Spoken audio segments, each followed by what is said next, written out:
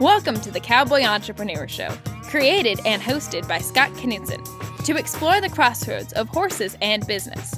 Now here's your host, Scott. Hello and welcome to the Cowboy Entrepreneur Show. I'm your host, Scott. Thank you so much for joining us today. Whether you're watching our podcast on one of our many platforms or listening to us on the radio on KCAA, our NBC affiliate out in California, we want to thank you and thank you for supporting our show. Today, we have a very special guest. Dr. Michael Johnson's on the show. He has a PhD in psychology, but he never really took it seriously. He's a lifelong roper. He did take it seriously. He was a university professor. He's an author of 10 books.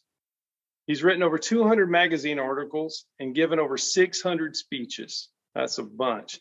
His book, I want to show you, Healing Shine, a spiritual assignment right here. It's phenomenal. And thank you so much, Mike, for sending this to us. And he was a winner of the prestigious Western Writers Award, the SPUR Award. And the SPUR Award is something, I'll tell you what, you get judged by your company.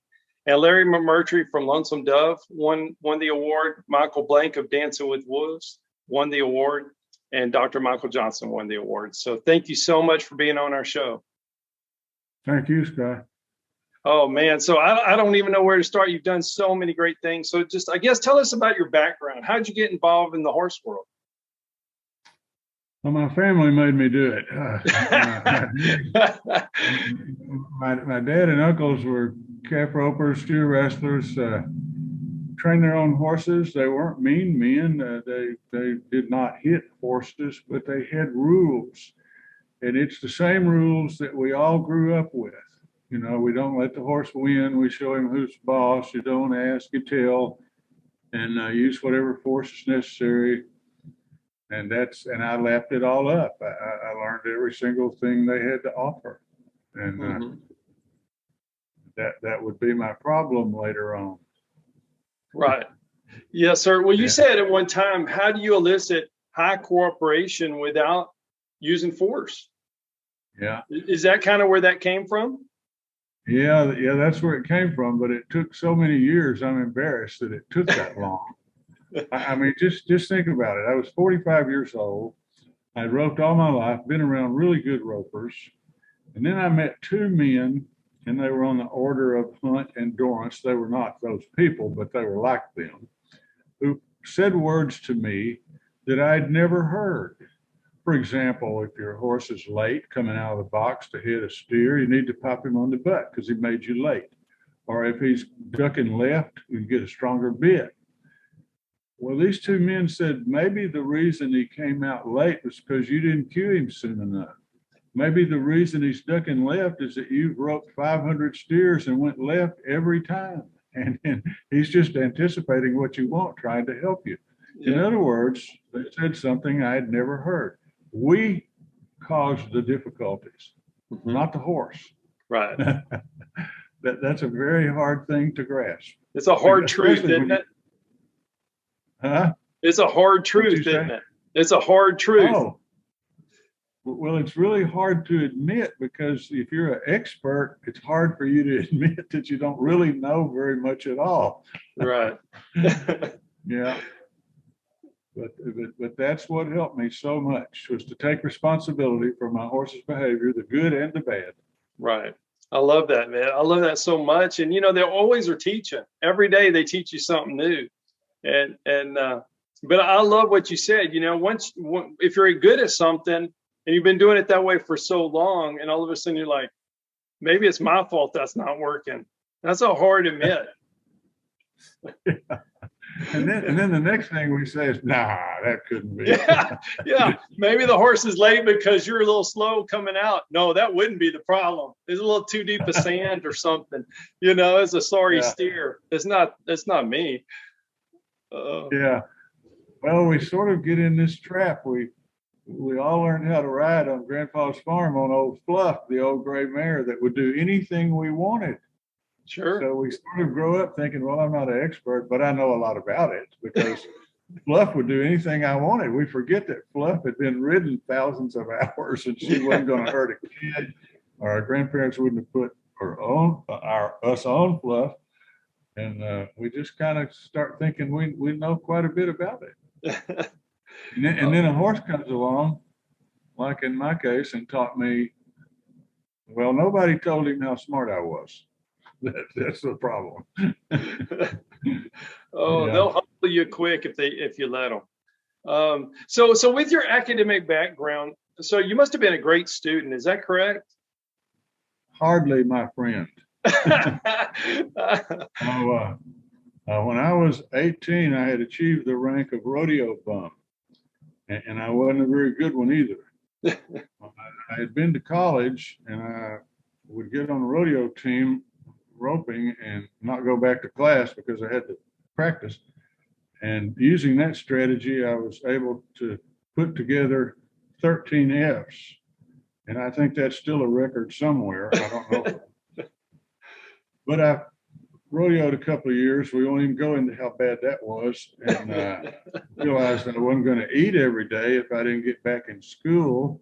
I taught my way back in. That took some doing, brother. And something happened.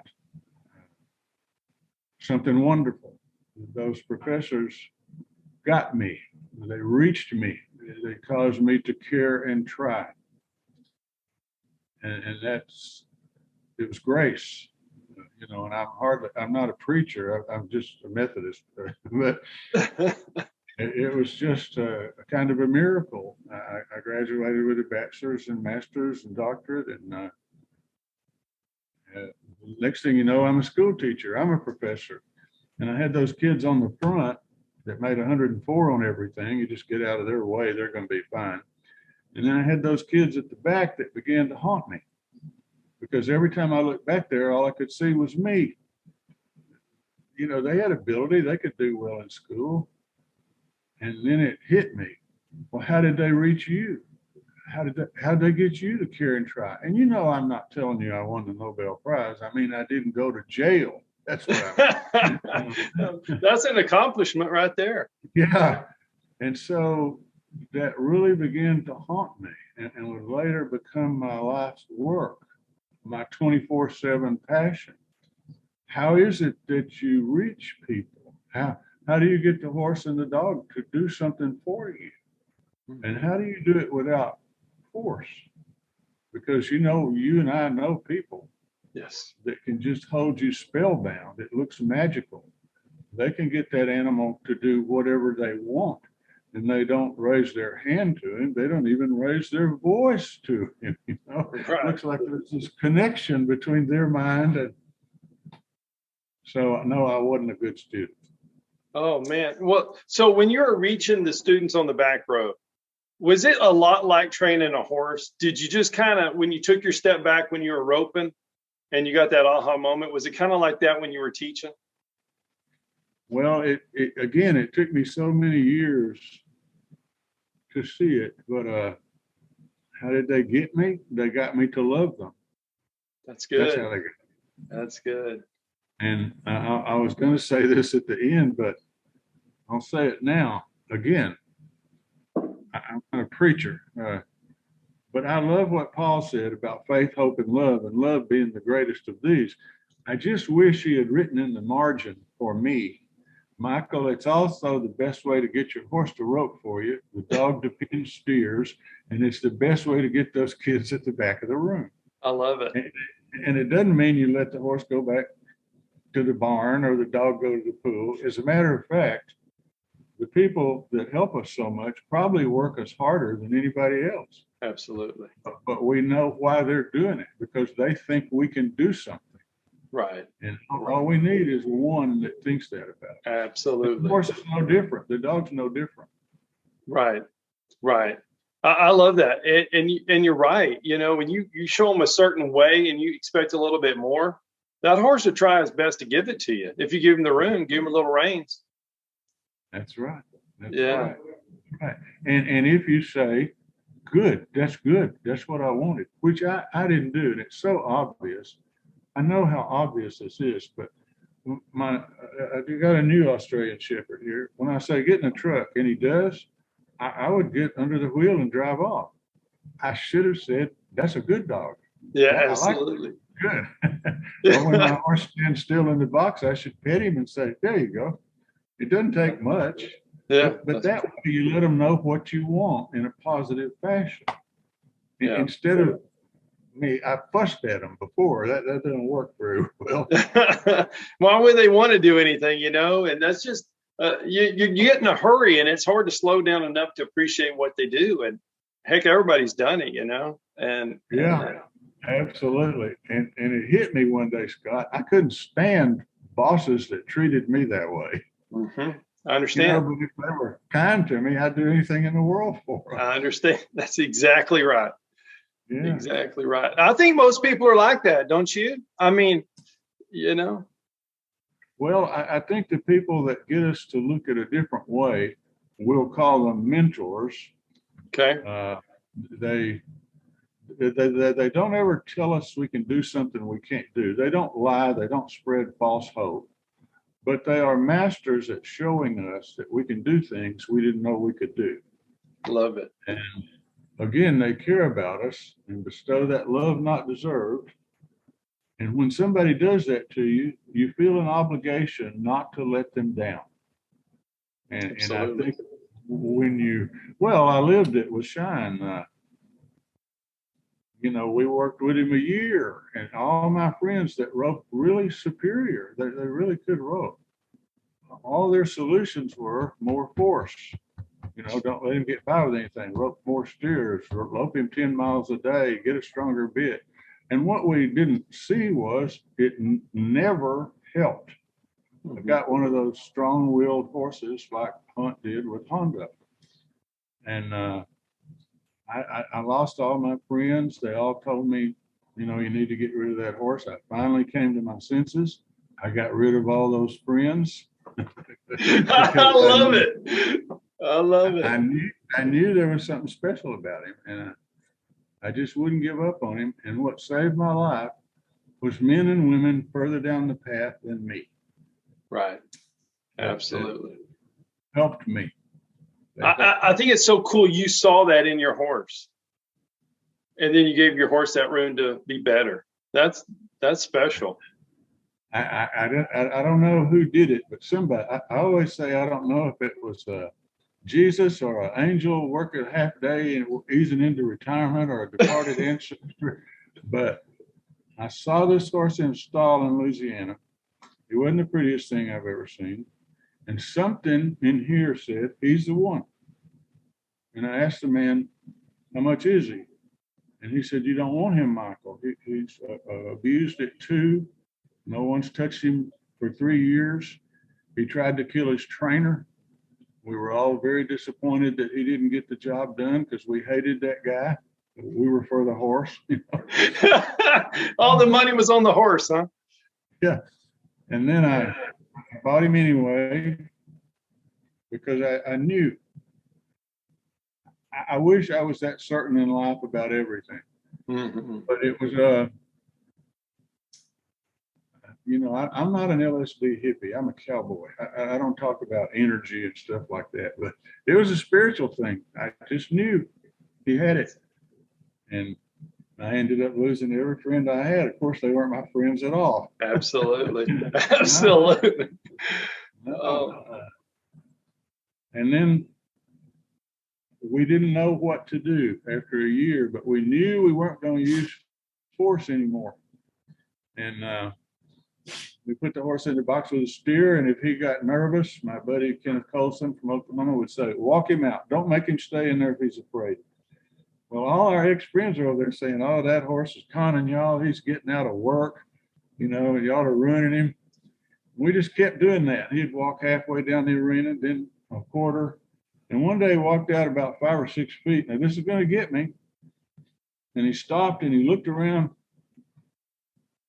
and he walked back in there.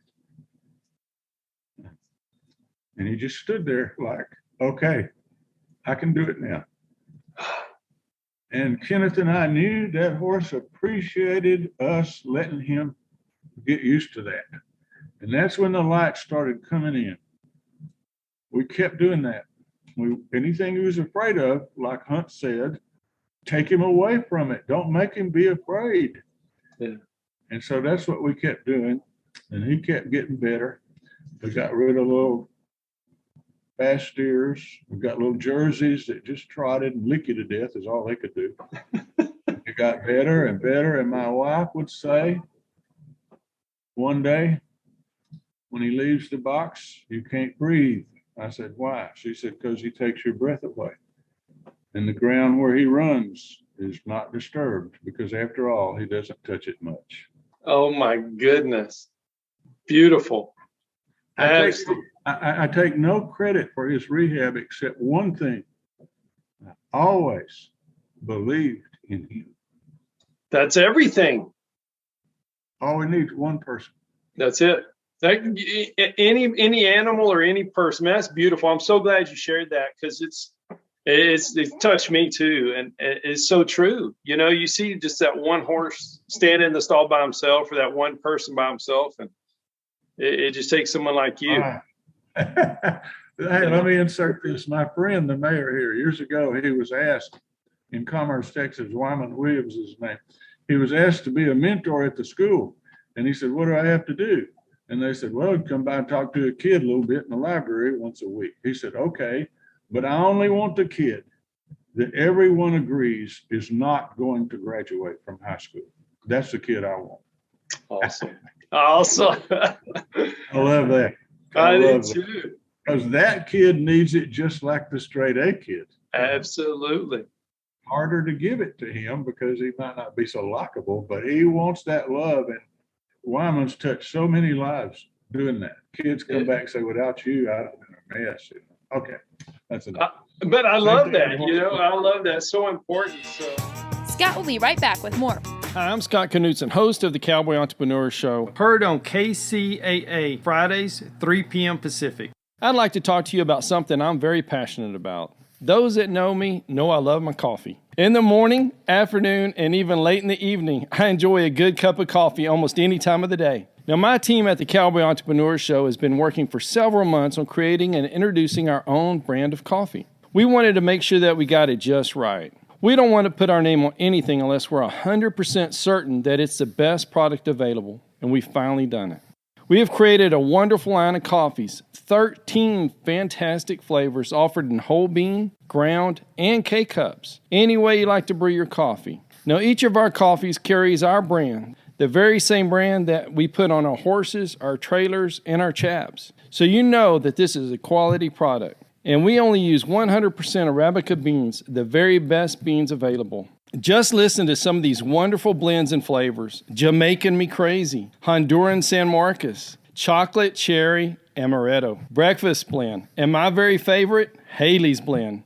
A coffee so good, we named it after my daughter. You can order these coffees today by going online to javacowboy.com. That's javacowboy.com. And if you order today, you can get an extra 10% off your final purchase just by entering the promo code COWBOY on checkout. Remember, that's promo code COWBOY for an extra 10% off. Just go to javacowboy.com to order your coffee today. jump on something else that you're so good at besides teaching and riding the horse, books. So would you mind talking a little bit about your writing career, kind of how you started and what you're doing? Well, I started off, I've always written since I was a kid, which is an odd thing for a kid that makes bad grades, but I started writing columns and, I asked 50 people, 51, if they'd carry my column, they all said no, and I won't tell you how they said no. and then a guy named Bronk Fanning, that's a legendary roper, had a magazine at the time, and he let me start. And then I began to write about my horses. And the first 7 books I wrote were really kind of preparation. They were not about horses, but they were like a gift book for teachers. A book about how we help people, another one about a little frog that's failing the 3rd grade, but his grandfrog, who was a frogologist, helped other frogs. He helped him, and lo and behold, that little frog is at TCU now, where he's going to be a horned frog. So they were like that.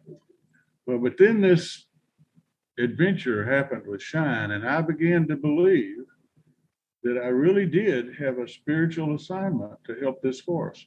I think I did. Yeah. What I didn't know was he had one too, to help me. Absolutely. To help me meet all these fascinating people, you being one of them. Thank you. And live a life that I never dreamed that I was going to live, all because of my interaction with him. And I still have him. I got him when he was 5. He's 25 now. When he came to me, he was a frightened, angry child on the inside and a majestic warrior on the outside. and we had some difficulty, but it's a strong bond now. Mm-hmm. That's so amazing to write that book, and that it'd be real. You know, you're not just a fictional character. This is a true character within your book. And yeah, one other thing I'll tell you, I started writing that book after most of this was over, and he had really changed. And it was not a book about a wise cowboy that saves a troubled equine soul. It's a book about a fool that didn't know how to help his friend. And when I tried to write it, I wrote 1,500 words in a couple of weeks, and it was so dry that it would actually make you cough. You'd have to get up with water. And I came back to the computer one night, and it said, the problem is you don't know what you're doing, like with me, Shine. Okay, I wrote it, but I didn't write that. And the horses started talking. And I can't tell you how embarrassed I was about that. I didn't want that at all. But if I wouldn't let them talk, no words would appear on the screen. But if I let them talk, it'd be 300 pages before you knew what happened. And, one main character is Blue, a wonderful heart horse. I just lost him in 20 to call it. But I didn't think of this. I really didn't. Shine's angry. He talks like that all the time. And Blue has a speech impediment. He can't say R's. And he thinks he's the greatest thing in terms of a roping horse that the Lord ever made, which turned out to be pretty close to the truth. But anyway, he says, I'll tell you what the problem is, Pop. I'll tell you what the problem is. With all horse books, the horse don't never get to say nothing. And if he does say anything, it's a deadlock cinch. Ain't nobody going to listen to him. and I never saw this coming. Little kids like that. Yeah. I never dreamed that would happen, but they did. Isn't that something? Yeah, it's just kind of odd. I don't know. So when you write your books or your articles, are you writing to a specific audience? But just like that, with the kids catching on to it, or are you just writing your story and who finds it finds it?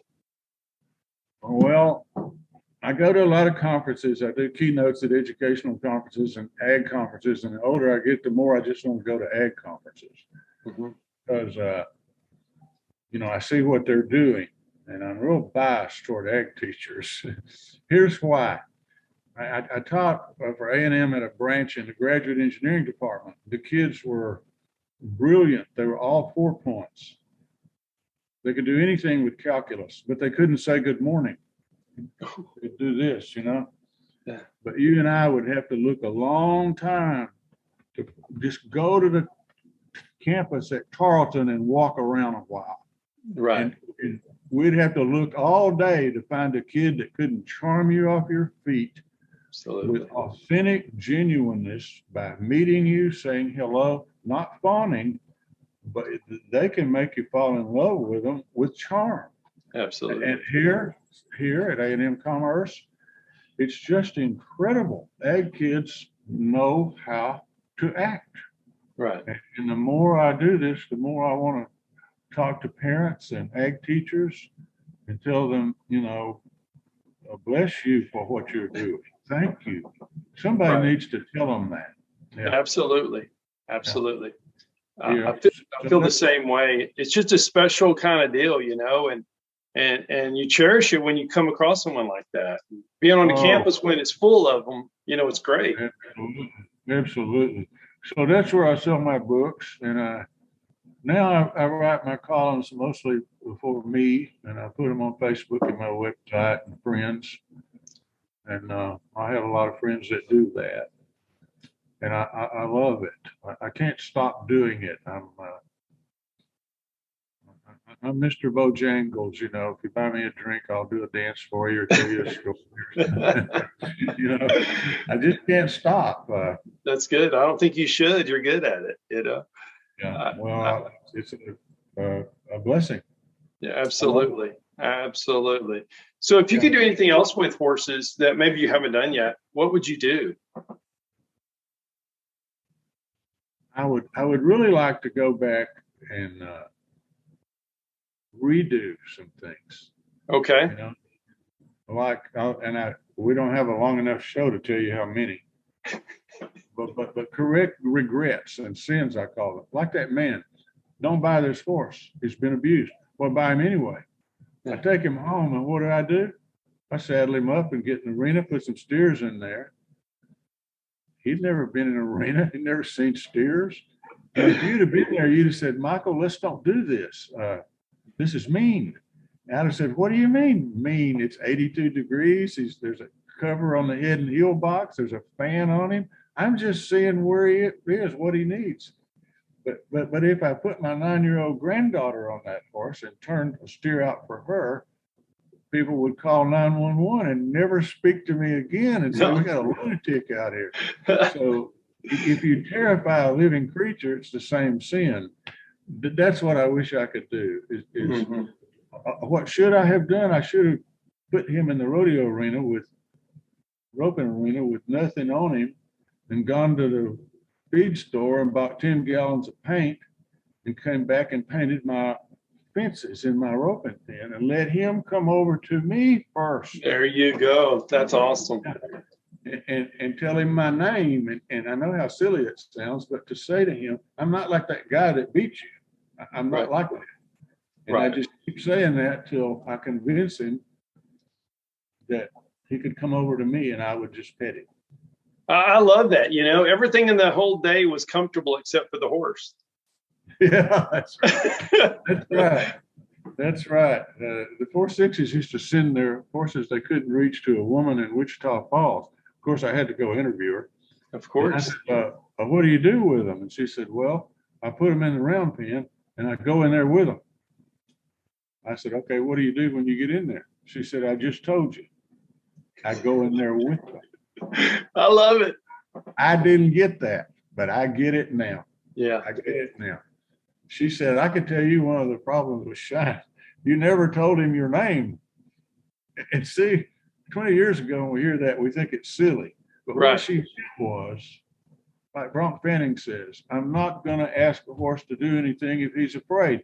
I'm going to pet him until he's not afraid. And some people think that takes 15 minutes, but it might take months. And that's the truth. I know people that work with horses 2 or 3 years and they change. Yeah. And it was 2 years with Shine, you know. But we have to make those mistakes or we can't get any better. Right. We can sure regret them, you know. But hey, if you don't know, but once you do it, like you did it, now it won't happen, you know, and you get to tell everyone through your books. And it saves a lot of horses, a lot of time, and a lot of frustration. Yeah, we think we're alone. There's nowhere to turn. But everybody, if you're in the horse world long enough, you're going to get one that's kind of disturbed. Right. Absolutely. And then you're going to be disturbed, and you're not going to get well till that horse gets well. And I have this little Zen phrase that doesn't make any sense. The trick is you got to get well first. Yeah, I love it. That's the truth, though. You know. Yeah. Absolutely. Then you can help him. Yeah. But here's something else I hate. You know, those friends of mine that we worked for a year and a half, and they said, when you do everything you know how to do, then that means if the horse didn't respond, he's not a good one. You need to get rid of him. And so many people I know now, horse go through 5 or 6 owners, and some woman can change him. he doesn't buck with her. He doesn't bite her. He doesn't kick her. Why not? She got him just like they got me. Absolutely. I misbehaved and they got me to stop on my own. Right. I love how it happened to you in life. Then you flipped it and did it on the kids and the horse in life. And that's, I think some people miss it, and you didn't. You did it. You did it. You passed it on, which is good. I just wish I had done it sooner. Right. And I wish I had, and I still wish that I could do it better. Well, yeah, I understand that for sure. But we're so blessed in our audience, the Cowboy Entrepreneur audience, that we have all dynamics, experienced horse people to rookies, to novice, to not even owning a horse, and going to school. So we have youth, we have everything. It's a really great group of people, and they hear your story, and it instantly will change them if they let it. That's what I like. I love it. It's the greatest blessing to get to do what you love, to earn your daily bread. Absolutely. Thank you for listening to the Cowboy Entrepreneur Show. Scott will be right back with more. For more information on Scott Knudsen, the Cowboy Entrepreneur, visit us online at cowboyentrepreneur.com. Hi, I'm Scott Knudsen, host of the Cowboy Entrepreneur Show, heard on KCAA Fridays, 3 p.m. Pacific. I'd like to talk to you about something I'm very passionate about. Those that know me know I love my coffee. In the morning, afternoon, and even late in the evening, I enjoy a good cup of coffee almost any time of the day. Now, my team at the Cowboy Entrepreneur Show has been working for several months on creating and introducing our own brand of coffee. We wanted to make sure that we got it just right. We don't want to put our name on anything unless we're 100% certain that it's the best product available, and we've finally done it. We have created a wonderful line of coffees, 13 fantastic flavors offered in whole bean, ground, and K-cups. Any way you like to brew your coffee. Now, each of our coffees carries our brand, the very same brand that we put on our horses, our trailers, and our chaps. So you know that this is a quality product. And we only use 100% Arabica beans, the very best beans available. Just listen to some of these wonderful blends and flavors. Jamaican Me Crazy, Honduran San Marcos, Chocolate Cherry Amaretto, Breakfast Blend, and my very favorite, Haley's Blend. A coffee so good, we named it after my daughter. You can order these coffees today by going online to javacowboy.com. That's javacowboy.com. And if you order today, you can get an extra 10% off your final purchase just by entering the promo code COWBOY on checkout. Remember, that's promo code COWBOY for an extra 10% off. Just go to javacowboy.com to order your coffee today. So how do you spend your days now? Well, I'll tell you, Scott, I sit on the porch a lot, and I look out there at those horses, and I think about the times we won while conveniently forgetting all the many more times we didn't win anything. And just concentrating on the victories, I can allow myself to become, in my own mind, a much better cowboy than I ever was in real life. I love it. Yeah. So when you're sitting on your porch looking at your horses, when you look at them, what are you thinking? I need to do something with that horse. I needed to go ride this horse. Or are you just looking at them majestically? Or both? I just know the thing called love. Yeah, I love that. Yeah, I'll be in the office working, and the horse will walk by the window, and I forget completely what I'm doing. I'll look up and I'll watch them till they pass the pain. I just, and I just love it, and I understand. Yeah, there's something else in my life that equine-assisted therapy, not really accepted, but I've been interviewing places where PTSD, battle fatigue. If you see that in the journal, it'll say not amenable to treatment or resistant to treatment. And if you look for recovery, you're going to be disappointed. But some places that do equine-assisted therapy, like the Remount Foundation in Colorado, they don't know that. And the things they do for those veterans whose lives are shattered you just have to hold up your hand when you're hearing the stories and say, stop, I can't stand any more joy. It's just, the horse does something for those people. Yeah, absolutely. It does something that we can't get. It's hard to get anywhere else. Yeah, it's a deep touch, you know. It's a real deep touch, that connection, and it just brings them out. It pulls them out. You know, I was talking to someone. Sorry. I was just going to say, like an autistic child, about 5, 6, set him on this horse. His parents are standing there, and they said, "This is Charlie," and the little kid says, "Charlie." And the parents just fall apart. It's the first word the kid ever said. And he's 5 or 6 years old. Oh my goodness. What is that? I don't know, but I sure do like to see it. I do too. I do too. I I think it's so cool how I know, and I'm glad, like you said, they're not reading the press scripts, but I see them helping people all the time, the horses. And they help them in, you know, the military and autistics and just people that need help. And you see that and you're like, that's real. Yeah, that is the truth. It just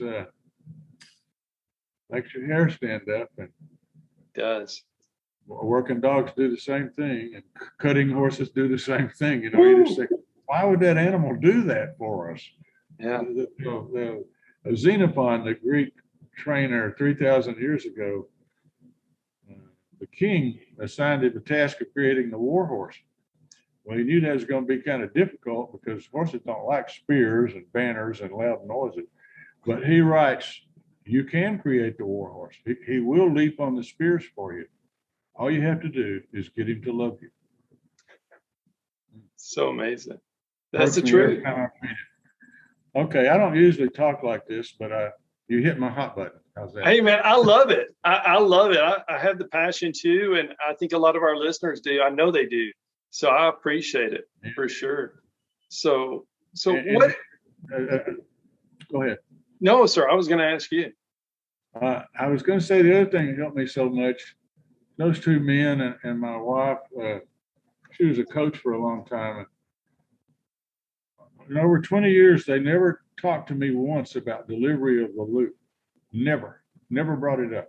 All they ever talked to me about was what was going on in here and what was going on between my horse's ears. That's all. How do you handle defeat? You know, how do you handle a miss? What do you do when things don't go right? If you're in the short go, what are you thinking about before your run? Stuff like that. That's all they ever talked about. And they brought my catch rate from about 65% to 90% by telling me to slow down. Love it. You know, I said, aren't we supposed to rope the steer as fast as we can? And Kenneth and Bronk would always say, yes, but change the inflection. You rope the steer as fast as we can. Love it. I love it. And that way you start catching steers. And if you catch a lot of steers, the healer can make up time for you. And boy, you know, if you're 40 on 10, on 4, everybody will say, oh, these kids today, they're a lot faster than that. You can't, that won't win anything. It will too. Yeah. Yeah. That consistency will get you on it. Yeah, to slow down, especially in the short go, it's just really strange. It really, but now I rarely ever beat anybody, but I would place because other people messed up trying to be fast, you know, Trying to be fast. Be mediocre, but it's 4 clean. That's a big deal. That's a tough deal. Good. Yeah. So what advice would you give the listeners or the people watching our show? You know, as far as besides slowing down for the team ropers, you know, for just anybody in general, what advice? Because you've done so much at a high level, and people just want to know how to do it. Okay, I think the answer is mentors. And Love it. When we get in trouble with the horse, we have a difficulty. We ask people, who can help me with my horse? And the first thing they'll say is the character that's going to be in our play. oh, Bronco Bill, get him. He'll straighten him out, you know. And we only check that one person. And we take our horse to him. He's old school. He just punishes. Our horses know better. And now we're really depressed sitting in the middle of the barn. You know, my horse wasn't good. And I let that con man. Well, how do you get out of that valley? You spend some time looking for the right help. You have to do this yourself. You have to take responsibility. You can't sit on the porch and drink wine for 60 days and send your horse or dog somewhere and think there's going to be any permanent improvement. There's not. That they're going to be just like they were in a couple of weeks because you didn't go anywhere. You got to do it. But contradictorily, you've got to shop around for some man or woman that can help you. And you might not be as good as they are. But if you hang around them and you pester them and learn from them, we can be a little better than we were.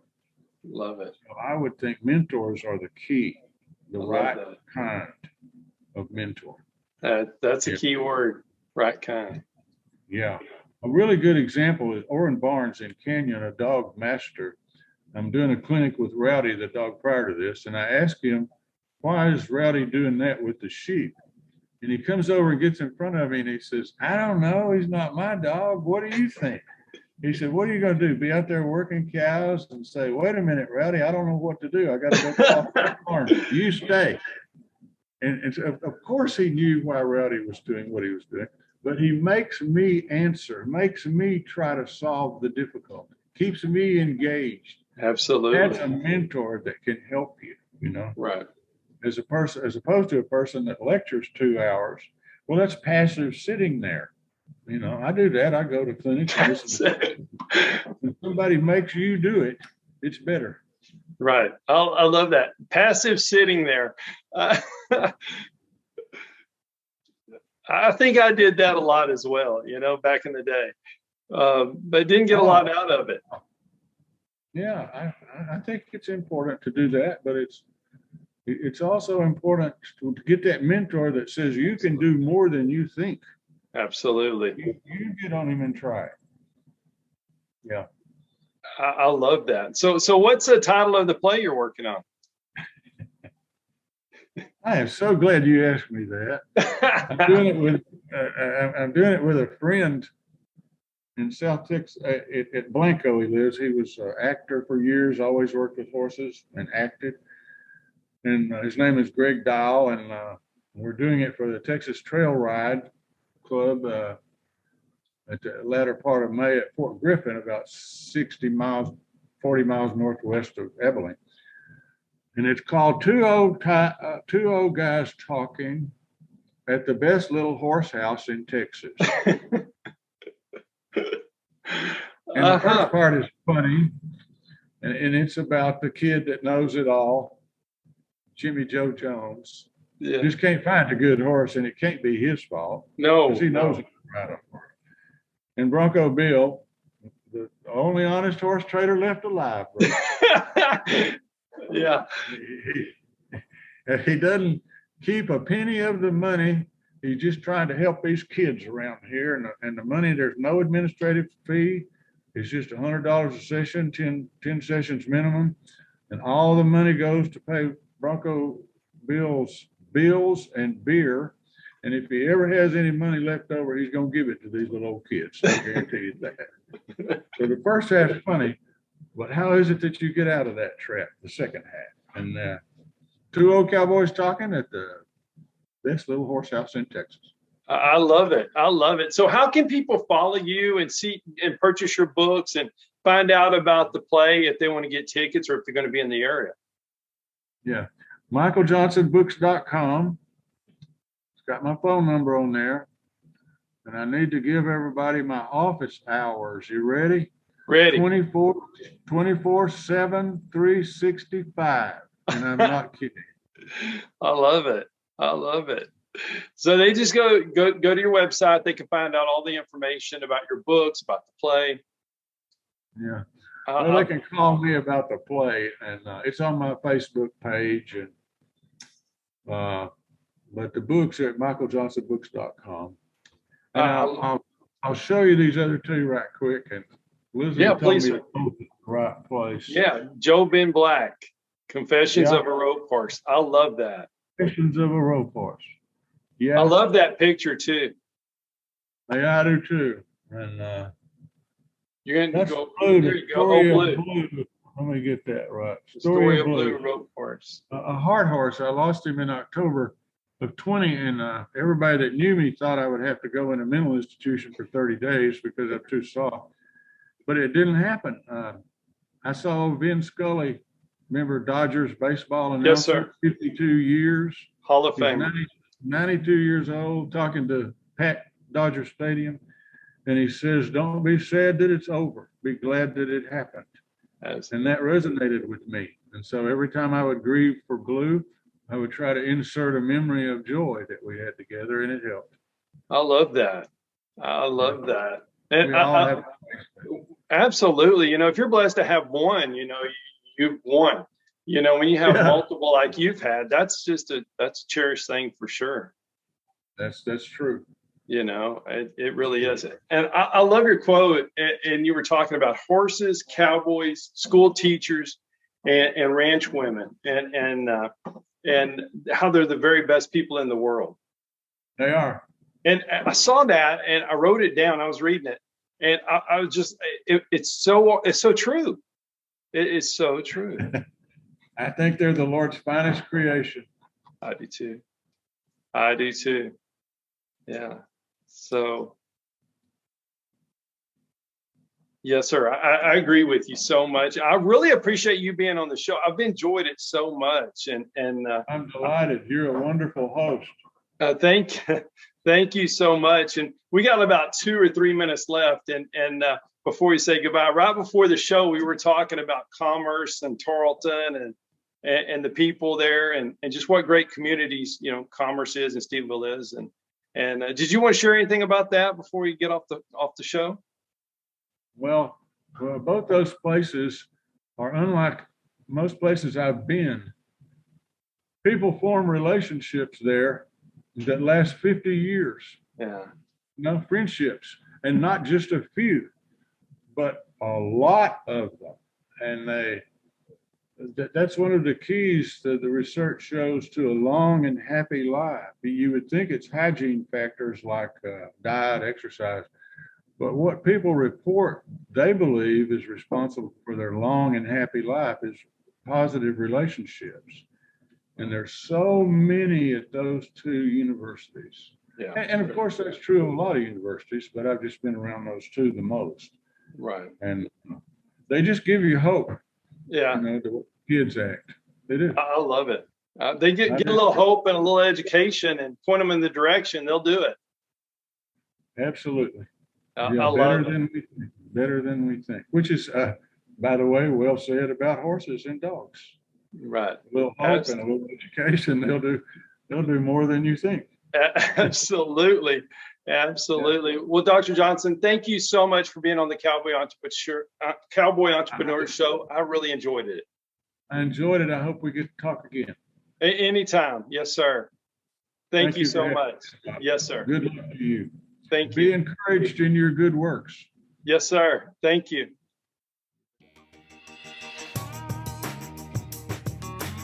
Thank you to all the great sponsors of the Cowboy Entrepreneur Show. If you or your business is interested in being a sponsor of the Cowboy Entrepreneur Show, please call our office at 830-992-1786 or visit our website, cowboyentrepreneur.com. Hi, I'm Scott Knutson, host of the Cowboy Entrepreneur Show, heard on KCAA Fridays, 3 p.m. Pacific. I'd like to talk to you about something I'm very passionate about. Those that know me know I love my coffee. In the morning, afternoon, and even late in the evening, I enjoy a good cup of coffee almost any time of the day. Now, my team at the Cowboy Entrepreneur Show has been working for several months on creating and introducing our own brand of coffee. We wanted to make sure that we got it just right. We don't want to put our name on anything unless we're 100% certain that it's the best product available, and we've finally done it. We have created a wonderful line of coffees, 13 fantastic flavors offered in whole bean, ground, and K-cups. Any way you like to brew your coffee. Now, each of our coffees carries our brand, the very same brand that we put on our horses, our trailers, and our chaps. So you know that this is a quality product. And we only use 100% Arabica beans, the very best beans available. Just listen to some of these wonderful blends and flavors. Jamaican Me Crazy, Honduran San Marcos, Chocolate Cherry Amaretto, Breakfast Blend, and my very favorite, Haley's Blend. A coffee so good, we named it after my daughter. You can order these coffees today by going online to javacowboy.com. That's javacowboy.com. And if you order today, you can get an extra 10% off your final purchase just by entering the promo code COWBOY on checkout. Remember, that's promo code COWBOY for an extra 10% off. Just go to javacowboy.com to order your coffee today.